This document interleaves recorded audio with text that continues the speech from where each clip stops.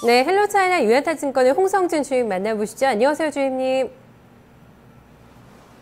네, 안녕하세요. 네, 먼저 중국장 어제 상당히 좀 많이 밀렸거든요. 기업들 뭐 어떤 실적, 소비지표 부진 상당히 좀 부담이 됐는데 사실 이번 주에 오중전의 모멘텀으로 3,500선까지도 뚫어내지 않을까라는 좀 기대감이 있었거든요. 중국장 좀 단계 방향 오늘 살짝 뭐 강박권으로 출발을 나오고 있긴 한데요. 좀 단계 방향 어떻게 보고 계신지 먼저 간단하게 좀 들어보고 오늘 얘기 좀 시작해 볼게요. 네, 개인적으로는 이제 중국 시장 자체가 지금 이제 계속 3,500선까지 갈 거라는 그런 기대 심리가 있긴 있는데, 그 기대 심리를 이제 억누르는 게 바로 이제 그 차익 매물대가 계속적으로 나오고 있다는 게 지금 가장 큰 문제점인데요. 그 차익 매물을 어떻게 뚫고 올라가느냐가 문제인데, 저는 이제 13.5 그러니까 그 정책적인 모멘텀이 곧 이제 발현이 될 것으로 보이기 때문에 아직은 이제 정책이 나온 게 없지 않습니까? 이제 정책이 이제 나오면서 이제 그 매물대를 뚫고 올라가면서 이제 3,500 그리고 더 올라가지 않을까 이렇게 생각이 되고 있습니다. 네, 차익 매물을 소화할 만큼의 어떤 정책적인 모멘텀 강도가 나와야지만 또 3,500선을 뚫어낼 수 있겠다라는 또 생각을 하게 됩니다. 일단 어떤 정책 모멘텀 나오는지 봐야 될 것 같아요. 오늘은 중국 스토리 어떤 부분에 주목을 해서 또 종목 골라오셨을까요? 네, 중국 금리 자유화에 대해서 한번 말씀을 드려보겠습니다. 지난 23일 중국 인민은행이 기준금리를 25bp와 그리고 지준율을 50bp를 인하를 하였습니다.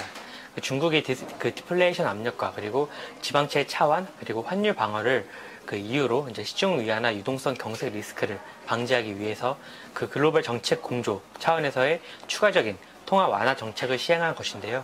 근데 사실 중국의 GDP 대비 M2 비율은 양적 완화 정책을 실시한 미국보다도 높은 200% 정도의 수준이고, 그리고 경제 주체들의 부채 부담으로 추가적인 레버리징이 쉽지 않다는 점에서 유동성 공급과 소비자 물가 지수 및 경제 성장률의 괴리가 존재하는 시점입니다. 이 때문에 이번 기준금리와 지준율 인하는 제한적인 효과만을 볼 수 있을 것으로 이제 예상이 되고 있는데요. 하지만 동시에 발표된 예금금리 상한선 철폐가 조금 주목을 해 보아야 할 좀 대목이 아닌가 이렇게 살펴보고 있습니다. 1996년 은행 간 단기 자금과 그리고 채권 시장 및 외화 예대 금리 자유화를 시작으로 이번 위안화 예금금리 상한선까지 폐지를 함으로 인해서 2017년 금리 완전 자유화와 그리고 2020년 위안화 자유 태안이라는 정부 목표에 한 발짝 더 다가서게 되었다는 평을 받고 있는데요. 금리 자유화를 하려는 이유는 자본의 비효율적인 배분 문제를 해소하기 위해서입니다. 금리 자유화는 자본의 비효율적인 배분 문제를 해소하고, 그리고 국유기업 개혁안과 맞물려 산업과 기업의 구조조정 그리고 체질 강화 효과를 가져올 것으로 기대를 하고 있는데요. 이러한 자본의 비효율적인 배분 문제는 통화 유통 속도를 개선을 시켜 디플레이션 압력까지 벗어나는데 기여를 할 것으로 판단을 하고 있습니다. 중국은 경제 성장률 및 신규 일자리 창출과 같은 정책적인 목표를 달성하기 위해 금융 자원을 특정 부분에 집중을 시키는 금융 억압을 이제 장기적으로 시행을 하고 있는데요. 금융 억압은 자금 시장의 수요 공급을 무시함으로써 비효율적인 배분 현상을 야기시키며 은행 대출에 의존하는 경쟁력 여류의 대형 국유기업을 양산하고 있다는 비판을 받고 있습니다. 금리 자유화는 이러한 금융 억압을 제한하고, 그리고 시장에서 자금의 수요 공급이 결정됨으로써 좀비 기업에 대한 금리 현실화를 통해 비효율적인 해소에 긍정적으로 영향을 줄 것으로 기대가 되고 있습니다. 특히 국유기업 개혁과 그리고 부패 척결 정책이 본격화되고 있는 상황이라는 점에서 금리 자유화를 통해 정부의 구조조정의 의지를 확인할 수 있을 것으로 보고 있습니다. 금리 자유화는 자본시장 육성과 그리고 위안화의 국제화에 긍정적인 영향을 끼칠 것이라고 말씀을 드렸는데요. 중장기적으로 금리 현실화를 통해서 시중의 과잉 유동성을 그림자 금융에서 제도권 자본시장으로 이동시키는 역할을 하면서 국가 부채 감소에 도움이 될 것으로 전망이 되고 있습니다. 게다가 IMF에서 위안화의 바스켓 편입을 위해 금리 자유화를 지속적으로 요구해왔다는 점에서 이번에 금리 자유화 정책은 자본시장의 육성과 함께 그 자본시장 개방과 그리고 위안화의 국제화까지 염두한 정책으로 보여지고 있습니다. 그 금리 자유화가 완벽 통치량만은 아닙니다. 단기적으로는 금리 자유화에 따른 부작용이 나타날 것으로 전망이 되고 있는데요. 그 금융회사 간 경쟁 심화 그리고 고수익 투자 상품 확대로 인하여 금융 상승 리스크가 존재하고 그리고 은행의 예대 마진 축소가 일어날 가능성이 매우 높다고 예측을 하고 있습니다. 그리고 그 리스크 관리에 취약한 금융 기업들이 도태될 가능성도 높습니다. 하지만 결론적으로 금리 자유화는 공급 과잉 산업에 대한 구조조정을 가속화하고 그리고 신성장 산업으로의 자금을 효율적으로 배분하기 위한 정책으로 볼 수 있고 따라서 향후 13.5개년 규약을 통해 집중 육성할 것으로 보이는 헬스케어, 친환경 자동차, 소비, 서비스 산업에 대한 관심을 지속적으로 갖는 것이 중요할 것으로 보여지고 있습니다. 네, 금리 시장화 단계로 넘어가면서 물론 역작용도 있지만 순작용이 더 강하게 작용할 거다. 여기에 좀 포커스를 맞추고 계신데요. 여기에 그러면 흐름에 맞춰서 오늘 좀 볼만한 종목 외우신 마지막에 여러 가지 섹터 말씀해 주셨거든요. 이 중에서 좀 나오지 않을까 싶습니다. 어떤 종목인가요? 네, 그 중국 헬스케어의 대표주자 항서제약을 말씀해 드릴 건데요. 그 항서제약은 중국에서 항암제, 마취제, 조영제, 수액 등 시장 점유율 1위를 기록하고 있는 그 제약회사입니다. 항서제약은 그 중국 내에서 가장 많은 종류의 의약품을 R&D하고 있고 그리고 가장 많은 파이프라인을 보유하고 있는 그 가장 큰 제약사 중에 하나라고 보시면 될 것 같은데요. 현재 연구 중인 제품들은 업계에서 가장 주목하고 있는 분야들을 모두 포함하고 있는 만큼 연구 분야, R&D 분야에서 독보적인 위치라고 보시면 될 것 같습니다. 그 종양 면역 그리고 면역세포 치료, 심뇌혈관 등 분야의 그 향후 성장이 기대가 되는 분야에서 지속적으로 R&D를 하고 있고 그리고 연구 개발을 하고 있습니다. 그 2016년에는 HHPG19K라는 암 환자의 백혈구 수치를 제고하는 그런 바이오 신약을 출시할 계획이며 당뇨병 신약과 그리고 항암 분자 표적 치료제도 출시할 예정으로 알려지고 있는데요. 그 항서제약은 경쟁력을 지속적으로 유지하고 있는데 그 이유가 일단 주력 제품의 가격의 가격 체계가 안정적입니다. 그리고 해외 인증을 획득함으로써 프로젝트의 입찰 경쟁력을 강화시키고 있고 그리고 주로 일상생활에서 정상적으로 필요로 하고 있는 약품의 비중이 높아 그 판매량은 가격의 변동을 크게 받지 않는다는 점도 강점으로 작용을 하고 있습니다. 그리고 그 R&D나 파이프라인이 강하다 보니까 신제품이 지속적으로 늘어나고 있다는 점 또한 그 중국 내 다른 제약회사들이 따라가지 못하는 그런 강점으로 작용을 하고 있고 그리고 이러한 점들이 향후에 높은 이익과 그리고 높은 매출액, 높은 영업이익률을 기대하고 있게 하는 요소 중에 하나입니다. 그 올해 항서제약의 성장률은 20% 정도의 증가율을 기대하고 있고 어제 나온 리포트를 보면은 26% 정도의 증가율을 예측하는 등 굉장히 높은 증가율을 기록할 것으로 전망이 되고 있습니다. 네.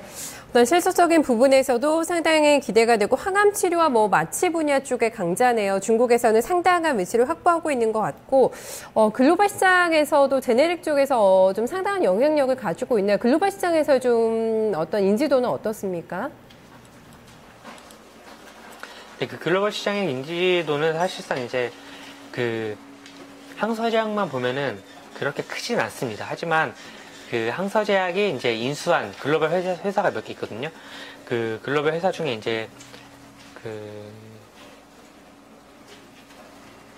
테사로 그리고 인시트라는 회사랑 글로벌 회사랑 합작을 통해서 조인트 벤처를 만들었고 그로 인해서 이제 R&D를 진행하고 있는데 이런 유수의 글로벌 업체들과 같이 R&D를 진행할 만큼 서서히 입지가 올라가고 있고 인지도도 같이 올라가고 있는 시점입니다. 글로벌 쪽에서의 어떤 성장하는 움직임도 잘 지켜보면서 이 종목 추적해보면 좋을 것 같아요. 국내 제약사 중에서는 좀 어깨를 견줄 만한 비교 가능한 기업은 어떤 쪽일까요? 사실 국내 기업 중에서는 녹십자셀이 가장 이제 비교가 가능한 그런 회사인데요. 그 항서제약과 녹십자셀 모두 중국과 한국을 대표하는 항암 치료제를 만드는 회사로 이제 알려져 있는데요. 녹십자셀은 그 면역 항암 그리고 면역 항암 치료 그 세포 치료제인 그 이뮨셀 LC의 그 분기 그 이뮨셀 LC를 만드는 회사입니다. 그 분기 매출액이 29억 원 달성이 예상이 되고 있으며 견조한 성장세를 유지하고 있는 그런 회사인데요. 그 이뮨셀 LC가 뭔지 간단하게 설명을 드리자면은 그 이뮨셀 LC는 이제 환자에서 추출한 세포를 다시 그 환자에게 주입하는 방식의 그 자가 유래 세포 치료제라고 보시면 될 것 같습니다. 그 국가 간 수출입이 제한적이고 따라서 자가 유래 면역 세포 치료제인 이뮨셀 LC의 그 중국 진출이 가시화가 되고 있는데 직접적으로 진출할 수가 없기 때문에 그 중국 진출을 위해 현지 그 생산 설비를 보유하고 있는 그런 제약회사와 이제 협약을 할 것으로 보여지고 있는데 그 제약회사 중에 하나가 대표적으로 언급이 되는 회사 중에 하나가 항서제약입니다. 그 항서제약이 이제 같은 항암 치료제 분야에 진출을 해 있고 그리고 향후에 경쟁 관계가 될 수도 있지만 일단은 이제 그 녹십자셀이 중국 진출을 위한 발판으로 항서제약이 파트너십을 맺을 가능성이 매우 높다는 그런 이야기가 나오는 만큼 그 지금은 이제 향후의 파트너사로 이제 나아갈 것으로 보여지고 있는데요. 그 녹십자셀에 대해서 간단하게 더 말씀을 드리자면 그 이뮨셀 LC의 매출이 대부분을 차지하고 있고 그리고 지금 이제 이뮨셀 LC가 그 클리닉에서 그리고 종합병원으로 공급이 점차 확대가 되고 있는 시점으로 보여지고 있습니다. 그 7월부터 서울대학병원에서 매출이 집계가 되고 있고 그리고 10월에는 현대아산병원에서 매출이 집계가 되고 있고 그리고 4분기에는 삼성서울병원, 성모병원, 강북삼성병원에 공급을 시작할 예정으로 이제 기대가 되고 있고 그 중국 쪽에서는 내년 중반, 내년 하반기 정도에 시작이 될 것으로 보여지고 있어서 올해 안으로 아마 항서제약이나 아니면 다른 중국 제약업체들과 이제 그 협약을 발표할 것으로 지금 기대가 되고 있습니다. 네, 계속해서 뭔가 좀 성장의 발판을 마련해 나가려는 움직임, 해외 쪽도 계속해서 눈을 돌리고 있는 것 같아서 중국 내에서도 물론 확고한 이치를 가지고 있지만 좀 더 좀 뻗어나가는 움직임을 기대를 해봐야 될 것 같습니다. 중국에서 좀 제약 산업의 어떤 성장은 어느 단계라고 좀 보면 되는지 이런 것도 좀 점검해 보면서요. 최근에는 그래도 주가 좀 올라오는 것 같더라고요. 가격 전략까지 한번 좀 얘기를 해볼까요? 네, 그 간단하게 그 중국의 이제 제약 산업에 대해서 말씀을 드리자면은 그 흔히들 이제 제약 산업을 비교를 할 때 나라 간 비교를 할 때 1인당 그 약값에 들어가는 1년간 1인당 약값에 들어가는 비용을 가지고 비교를 많이 합니다.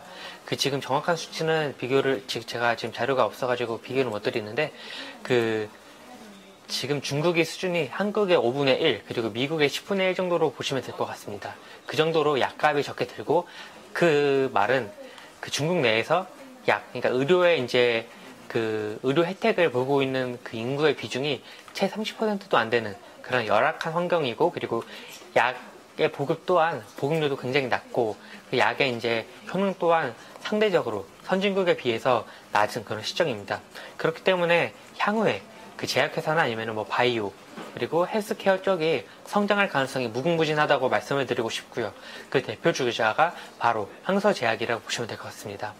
그 항서제약의 2015년 그 1~3분기의 매출액은 68억 위안으로 전년 동기 대비 25% 증가하였습니다. 그 지배주주 순이익은 전년 동기 대비 40% 증가한 15.72억 위안으로 그 시장의 예상치에 부합하는 그런 실적을 유지하고 있습니다. 그 제약 산업이 전적으로 둔화가 되고 있지만 항서제약은 양호한 제품과 그리고 신약 개발 그리고 해외 수출의 결합으로 여전히 지속적인 성장을 유지하고 있는데요. 그 시클로포스파미드 그리고 옥살리클라틴 등 항암제가 해외 시장에서 대량으로 판매가 되고 있고 그리고 이름을 떨치면서 실적을 향상시키고 있는 모습을 보이고 있습니다. 그리고 동시에 아파티닙의 중국 시장 확장이 이루어지고 있고 그리고 올해 2억 위안의 매출을 이제 달성을 할 것으로 예상을 하고 있는 만큼 향후에도 지속적으로 매출이 증가될 것으로 보여지고 있습니다. 그리고 이제 항암제의 시작 종류가 그 매우 부단히 증가를 하고 있으며 그 PD1 그리고 스테이빈, 그리고 임리콕신 등 10여 개의 신약 등을 보유하고 있는 그런 신약에 많이 보유하고 있어서 향후에 그런 매출액 성장률이 높아질 것으로 보여지고 있습니다. 2015년에 해외 주류 제약 회사로 테사로 인시트와 합작을 통해서 해외로 사업을 확장을 하였으며 제품 라인에 대한 연구 개발이 점차 심화될 것으로 예상하는 만큼 향후 좋은 주가 흐름을 보일 것으로 예상이 되고 있습니다. 금리 자유화에 따라 산업 구조 조정의 수혜주로 될 것으로 보여지고 있고 제약, 바이오 분야에서 확고한 지위를 유지하고 있기 때문에 전략적인 흡수 합병을 통해서 특허 그리고 파이프라인을 지속적으로 늘려날 가능성이 높아 향후 기대가 되고 있습니다. 차트상으로도 23일 트레이더 강력 매수 신호인 3번 신호가 발생을 하였고 그 이후에 지속적으로 우상향하는 모습을 보여주고 있는 만큼 매수 시점으로 지금 삼아도 괜찮을 것 같은 시점이라고 말씀드리고 싶습니다. 가격 전략은 매수가가 52위안 그리고 목표가가 65위안 그리고 손절가를 45위안으로 제시해 드리겠습니다. 네, 알겠습니다. 오늘 잘 들었습니다. 고맙습니다. 네, 감사합니다. 네, 금리 자유화에 따라서 산업 구조 조정이 예상이 된다. 그 안에서 좀 헬스케어 섹터 상당히 좋게 보고 있는데요. 마취제 그리고 항암 치료제에서 중국에서 시장 점유율 1위를 가져가고 있는 기업입니다. 꾸준히 매출 성장이 기대가 된다라는 관점에서 오늘 소개시켜 드렸는데요. 항서제약을 살펴봤습니다. 지금 여기서 1부 마무리 짓고요. 잠시 후에 2장에서 다시 찾아뵙겠습니다.